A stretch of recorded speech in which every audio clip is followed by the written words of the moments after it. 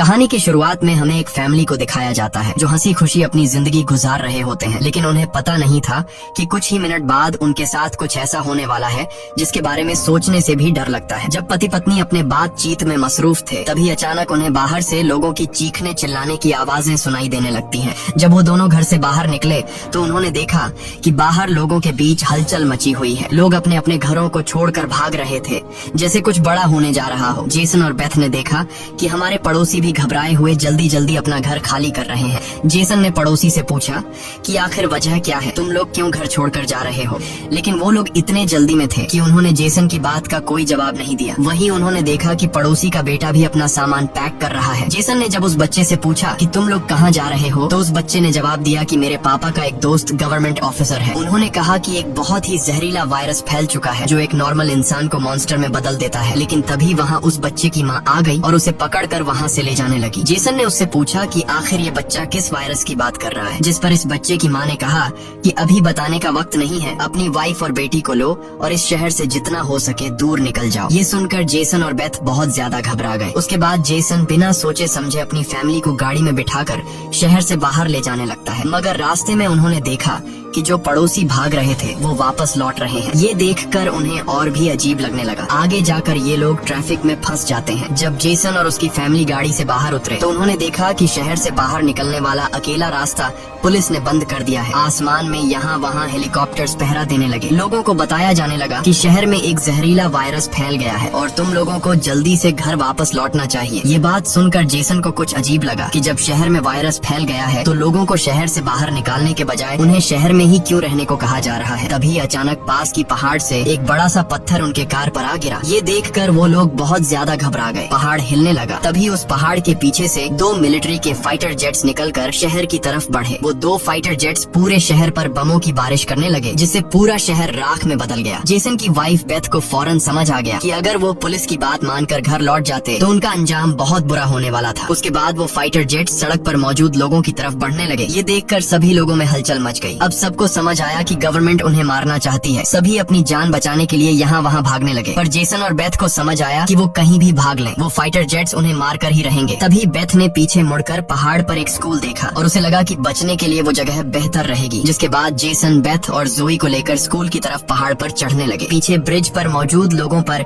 Fighter jets बम गिराने लगे। ये तीनों तेजी से दौड़ते हुए स्कूल तक पहुँच जाते हैं और खुशकिस्मती से वहाँ उन्हें एक टनल मिल जाता है और बम धमाके से कुछ ही सेकंड पहले वो जल्दी से उस टनल में घुस जाते हैं। जैसे ही बंकर का दरवाजा बंद हुआ, ऊपर एक जोरदार धमाका हुआ, लेकिन खुशकिस्मती से ये लोग बंकर के नीचे थे और इनकी जान बच गई। मगर इनके लिए हैरानी की बात ये थी कि आखिर ये कौन सा वायरस था कि गवर्नमेंट को शहर के सभी लोगों को मारना पड़ा। वो लोग कुछ भी नहीं समझ पा रहे थे। बस उन्हें ये पता चल चुका था कि अगर जिंदा रहना है तो चुपचाप बंकर में जिंदगी गुजारो। लेकिन इनके लिए परेशानी की बात ये थी कि आखिर ये लोग यहाँ कब तक जिंदगी गुजारेंगे और उन्हें पेट भरने के लिए खाने पीने का क्या करना होगा। अच्छी बात ये थी कि वहाँ ढेर सारा एक्सपायरी खाना रखा हुआ था जो 3 लोगों के लिए काफी लंबे समय तक चल सकता था। जेसन की वाइफ बेथ बहुत ज्यादा परेशान थी। वह अपनी बेटी जोई के बारे में सोचने लगती है कि अगर ये बीमार हो गई तब इसका क्या करेंगे। और बेथ दरवाजा बंद करते समय उसका हाथ भी लग गया था जिसमें काफी गहरी चोट आई थी। वो दोनों इस बात को लेकर भी घबरा रहे थे कि कहीं इस जहरीले वायरस ने उनकी बॉडी पर भी अटैक न कर लिया हो। मगर अभी ये सोचने का वक्त नहीं था। उन्हें अब इस बंकर को सेफ बनाना था ताकि ऊपर बंकर का दरवाजा कोई खोल न सके। जेसन ने लोहे की जंजीर से बंकर का दरवाजा मजबूती से बंद कर दिया और तय किया कि अब उन्हें यहीं पर छिपकर जिंदगी गुजारनी है। लेकिन जमीन के नीचे रहने का जीवन आसान नहीं था। हर दिन वही एक जैसा खाना, पीने के लिए कीचड़ से भरा हुआ पानी और खाली समय में वह ताश खेलते। बाहर की दुनिया से उनका पूरी तरह से कनेक्शन कट चुका था। कई दिनों तक यहाँ रहने के बाद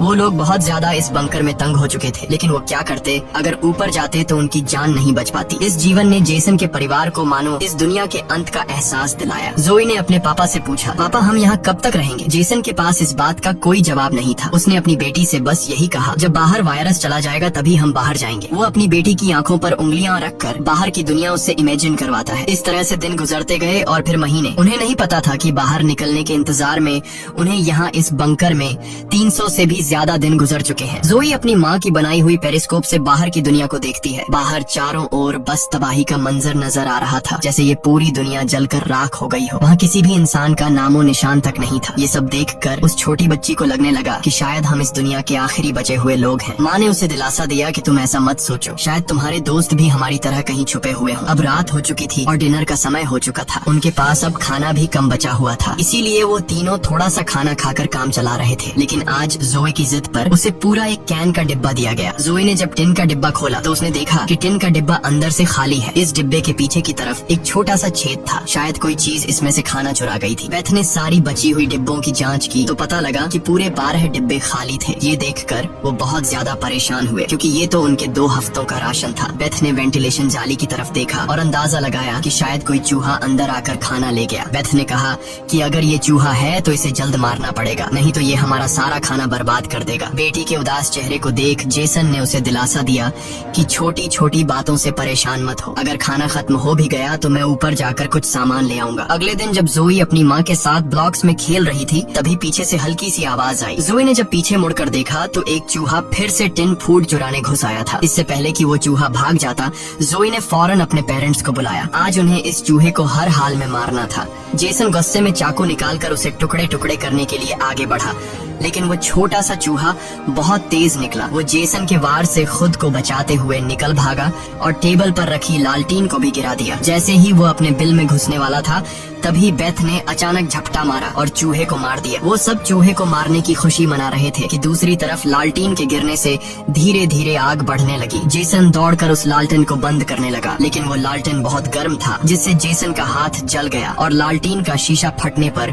पूरे टेबल में आग लग गई। बेथ ने पर्दा फाड़कर आग बुझाने की कोशिश की। जेसन ने नल से आधी बाल्टी पानी निकालकर उस आग पर डाला। जैसे तैसे करके उन दोनों ने उस आग को बुझा लिया, लेकिन खतरा अभी टला नहीं, बल्कि अब उनके लिए और भी मुश्किल बढ़ने वाली थी, क्योंकि आग तो वो लोग बुझा चुके थे, मगर आग से निकलने वाले धुएं ने पूरे बंकर को धुएं से भर दिया था और वह धुआं धीरे धीरे वेंटिलेशन जाली से ऊपर की तरफ निकल रहा था। ये देखकर वो सब घबरा गए, क्योंकि ये धुआं उनका वहाँ होने का ठिकाना जाहिर कर रहा था। अब सब लोग सांस रोक कर बैठे थे। जेसन ने कहा कि शायद रात का अंधेरा धुएं को छुपा लेगा और किसी को हमारे ठिकाने के बारे में पता नहीं चल पाएगा। वो तीनों डर के साए में पूरी रात जागते रहे। अगली सुबह उन्होंने खुद के तसल्ली के लिए पेरिस्कोप से बाहर झांक कर देखा तो उनके पैरों तले जमीन खिसक गई। उन्होंने देखा कि बाहर तो पूरा धुएं का गुब्बार उठा हुआ था। ये देखकर उन लोगों की बेचैनी बढ़ने लगी। उन्हें पूरा यकीन हो गया था कि उनके ठिकाने का राज खुल चुका है। तभी बीत ने कहा कि अगर धुआं उठा है तो उस पास राख भी जमा हुआ होगा, जिसकी जांचबीन करते हुए हमारे ठिकाने का पता चल सकता है। इसीलिए अब हमें राख की सफाई करनी होगी। जिसके बाद पति पत्नी ने बाहर जाकर सफाई करने का फैसला किया। जाने से पहले जेसन ने अपनी बेटी जोए से कहा कि जोए मुझे प्रॉमिस करो कि बाहर से चाहे तुम्हें आवाज आए या फिर कुछ भी हो जाए, बस तुम्हें बाहर नहीं निकलना है। बेटी से वादा लेने के बाद उन्होंने दरवाजे की जंजीर खोली, बाहर की आवाजों को ध्यान से सुना और जब यकीन हुआ कि बाहर कोई भी नहीं है तब दोनों ने मिलकर बंकर का दरवाजा खोला और बाहर निकल गए। अब उनकी बेटी अकेली अंदर रह गई। वो अपने पेरेंट्स का इंतजार कर रही थी, लेकिन बहुत देर तक इंतजार करने के बाद भी जब उसके माता पिता वापस नहीं आए तो उसने स्टूल पर चढ़कर दूरबीन से बाहर के हालात देखने लगी। जल्द ही उसने देखा कि उसके माता पिता बंकर के दरवाजे को छुपाने की कोशिश कर रहे थे, लेकिन तभी जोए ने कुछ ऐसा देखा जिससे उसकी सांसें गले में अटक गईं। उसने देखा कि दूर जंगल में एक काली परछाई तेजी से उनकी तरफ बढ़ रही है। बच्ची ने जोर से चिल्लाकर पापा को पीछे देखने को कहा, लेकिन दूरी बहुत ज्यादा थी। उसके माता पिता सुन ही नहीं पाए। घबराहट में बच्ची अपने डर को भूल गई और सीढ़ी पर चढ़कर बंकर से बाहर निकल आई। बाहर आते ही उसे एहसास हुआ कि उसके माता पिता अब वहाँ नहीं थे। बच्ची ने बेचैनी में जोर जोर से अपने माता पिता को पुकारना शुरू किया। तभी पीछे से अचानक उसका मुंह किसी ने दबोच लिया। ये कोई और नहीं बल्कि उसकी माँ थी। कुछ सेकंड्स बाद एक जंगली हिरण का झुंड तेजी से वहाँ से गुजरा। हालांकि वो तीनों बाल बाल बचे, लेकिन बीत का डर और ज्यादा बढ़ने लगा। इन हिरणों का इस तरह भागना जरूर किसी खतरनाक चीज से बचने की कोशिश थी।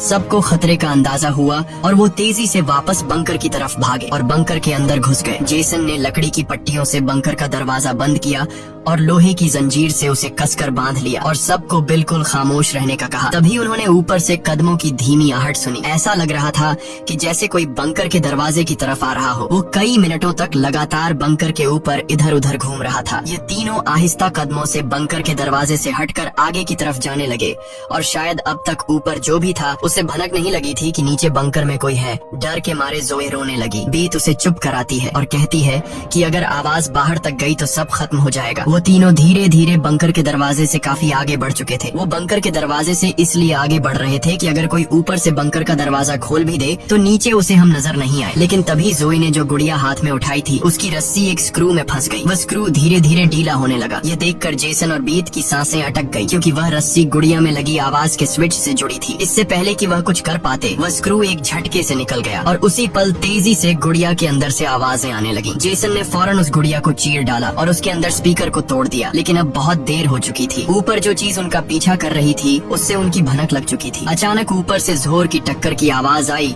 और फिर भारी कदमों की गूंज सीधा बंकर के दरवाजे के ऊपर रुक गई। उसने आखिरकार उनका ठिकाना ढूंढ ही लिया और उसे खोलने की कोशिश करने लगा। वह बंकर के ढक्कन को जोर से धकेल रहा था और जंजीरों से बंद होने के बावजूद खतरा साफ महसूस हो रहा था। और ऊपर के राक्षस को पता चल चुका था कि जरूर नीचे कोई मौजूद है। हालांकि वह दरवाजा मजबूत जंजीरों से बंद था, लेकिन उस चीज की भयानक ताकत के सामने वह जंजीरें एक एक करके टूटने लगी। यह देखकर जेसन को पता चल चुका था कि दरवाजा अब ज्यादा देर टिक नहीं पाएगा। इसलिए वो तेजी से अंदर भागा और वाटर पंप का पाइप उखाड़ने लगा। यहाँ बेथ ने भी हिम्मत दिखाई और सीढ़ी पर चढ़कर अपने शरीर का वजन इस्तेमाल करते हुए चैन को खींचकर दरवाजा बंद रखने की कोशिश करने लगी। लेकिन फिर भी लोहे का ढक्कन धीरे धीरे खुलने लगा। तभी उसी वक्त दरवाजे के ऊपर एक काला साया नजर आया, जिसकी आंखें एक बल्ब जैसी चमक रही थीं, जैसे उन तीनों की मौत ऊपर से उनको देख रही हो। जेसन ने बिना सोचे पाइप से उस पर हमला कर दिया, जिससे वो पीछे गिर पड़ा। जेसन ने जल्दी से वो पाइप दरवाजे में फंसाकर दरवाजे को बंद कर दिया और वो चीज वहाँ से भाग जाती है। लेकिन जेसन का शरीर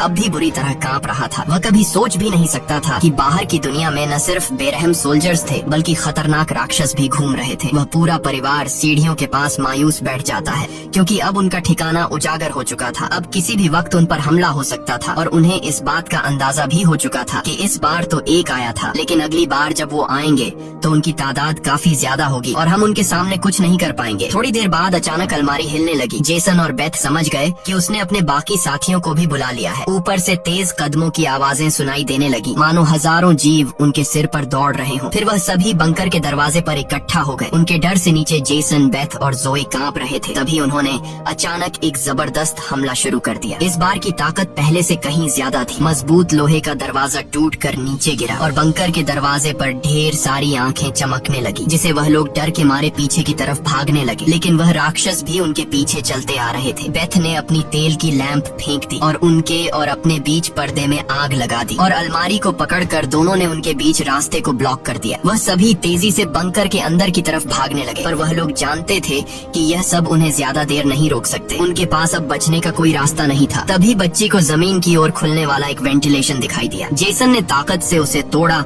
और पूरी जान लगाकर अपनी पत्नी और बेटी को बाहर की ओर धकेल दिया। लेकिन जब खुद बाहर निकलने की कोशिश की तो तंग जगह के कारण वह अटक गया। दूसरी तरफ राक्षस उसकी ओर बढ़ रहे थे। अब जैसे तैसे करके जेसन को यहाँ से निकलना था। उसे कोई दूसरा रास्ता नजर नहीं आया, इसलिए उसने अपने कंधे की हड्डी तोड़ डाली, जिससे वह दर्द से चीखने लगा। पर जल्दी से वह खुद को संभालकर वेंटिलेशन में घुस गया। बेथ बिना समय गवाए पूरी ताकत से जेसन को बाहर खींचने लगी। जेसन जैसे ही बाहर निकलने ही वाला था, तभी एक विशाल जीवी ने आकर जेसन के पैर को पकड़ लिया। जेसन समझ गया कि अब उसका बच पाना नामुमकिन है। अब भाग निकलने की कोई उम्मीद नहीं थी। जेसन ने अपनी पत्नी से आंखें मिलाते हुए कहा कि जो भी हो जाए जोई को कुछ नहीं होने देना, और अगले ही पल वह राक्षस उसे बंकर में खींच लेता है। लेकिन जेसन बंकर में राक्षस से डरने के बजाय उनसे कहता है कि आओ देखता हूँ तुम में कितना दम है। बेथ और जोई ने जब नीचे देखा तो बंकर में से तेज चीखने की आवाजें आ रही थीं। बेथ समझ गई कि उसका पति उन्हें भागने का समय देने के लिए लड़ रहा है। वह दर्द में भी अपनी बेटी को लेकर वहाँ से निकल पड़ी और राक्षस से बचते हुए वह काफी दूर आए। लेकिन भागते भागते उन्हें कुछ अजीब महसूस हुआ। उन्होंने देखा कि जो हाईवे बाहर की दुनिया तक खुलता था, अब वहाँ ऊंची दीवार खड़ी थी, यानी अब इस शहर से कोई भी बाहर नहीं निकल सकता है। तभी वहाँ हेलीकॉप्टर दूर से उड़ता हुआ आया। जब बेथ ने पीछे मुड़कर देखा तो वह एक आर्मी हेलीकॉप्टर था। वह हेलीकॉप्टर तेजी से उनके पास आकर उन पर अपनी तेज स्पॉटलाइट चमकाई। ये दोनों जैसे ही वहाँ से भागने वाले थे, तभी ऊपर से उन पर एक बड़ा जाल आ गिरा, जिसमें ये दोनों फंस गए। वह दोनों हर एक संभव तरीके से जाल से खुद को छुड़ाने की कोशिश करने लगी, लेकिन जाल ने इन दोनों को बुरी तरह से जकड़ लिया था। बेथ ने जाल की जाली के बीच से देखा कि कुछ हरी आंखों वाले काले साए उनके पास आ रहे हैं। तभी यहाँ हमें कहानी का असल राज मालूम हुआ। ये जो बंदूक थामे पीली आंखों वाले लोग जिसे हम राक्षस समझ रहे थे, ये असल में कोई एलियन या फिर वायरस से इन्फेक्टेड लोग नहीं थे, बल्कि ये तो मिलिट्री के सोल्जर्स थे जो गैस मास्क और नाइट विजन ग्लासेस लगाए हुए थे, वही आंखें जिसकी पीली चमक उन्हें किसी दूसरी दुनिया का दिखा रही थी। लेकिन सवाल आता है कि आखिर आर्मी वाले इन लोगों के जान के दुश्मन क्यों बने हुए थे। ये सारा राज आपको आगे की थोड़ी सी बची हुई स्टोरी में मालूम पड़ जाएगा। अब बेथ और जोए दोनों इन सोल्जर्स के कंट्रोल में थे। इनमें से एक सोल्जर ने एक बड़ी सी इंजेक्शन निकाली और दोनों के गले में बारी बारी से चुभा दी। जब इनके ब्लड को टेस्ट किया गया तो पता लगा कि ये दोनों भी जहरीले वायरस से इन्फेक्टेड हैं, जिसका मतलब कि ये दोनों इस धरती के लिए एक खतरा हैं, यानी अब इन्हें मार दिया जाएगा। असल में जब वायरस पहली बार फैला था तभी इस छोटे से शहर के कई लोग इसकी चपेट में आ चुके थे। ये वायरस हवा से फैलता था और ये वायरस एक इंसान से दूसरे इंसान को बहुत ही जल्दी लग जाता। इन्फेक्टेड लोग खुद भी नहीं जानते थे कि वो बीमार है और गवर्नमेंट के पास इस वायरस को रोकने का कोई एंटीडोट नहीं था। इन्फेक्टेड लोगों को मारने के अलावा गवर्नमेंट के पास दूसरा कोई रास्ता नहीं था। बेथ रो रो कर कहती है कि प्लीज मेरी बच्ची को जाने दो। जब बेथ ने देखा कि ये सोल्जर्स उसकी छोटी बेटी को भी नहीं छोड़ने वाले तो वो पूरी तरह गुस्से में आ गई। उसके चेहरे पर काले निशान उभरने लगे, लेकिन इससे पहले कि वो कुछ कर पाती एक सोल्जर की गर्दन से खून का फव्वारा फूट पड़ा। वो कोई और नहीं बल्कि मौत से लौट कर आया जेसन था। दरअसल बंकर में जेसन मरा नहीं बल्कि वहाँ वो खुद पर कंट्रोल खोकर वहाँ सभी सोल्जर्स को मार डाला। उस वक्त वो बहुत ज्यादा गुस्से में था। चेहरे पर काले निशान और आंखें गुस्से से लाल थीं और उसके जिस्म की ताकत कई गुना बढ़ चुकी थी